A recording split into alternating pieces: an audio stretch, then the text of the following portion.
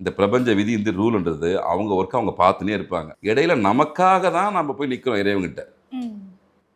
பற்றற்ற நிலையில் இருக்கவனுக்கு எந்த பிரச்சனையும் கிடையாது. இப்போ சாமியாரா ஒருத்தர் போயிடுறாரு, தீட்சை வாங்கிட்டு போயிடுறாருன்னா அவர் எந்த ஆசாபாசத்துக்குள் இல்லை. ஆனால் அவருக்கு தேவைகள் இல்லை.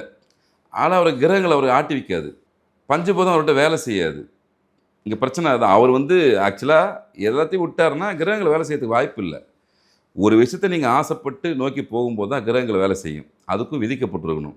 அதுலேருந்து ஓரளவுக்கு தப்பிக்கிறதுக்கான வாய்ப்புகளை சித்தர்களும் மகான்களும் ரொம்ப எளிமையாக கொடுத்துருக்காங்க. ஒரு சில விஷயத்துக்கு காம்ப்ளிகேட்டாகவும் இருக்கும், ஒரு சில விஷயம் ரொம்ப லேசியாகவும் இருக்கும்.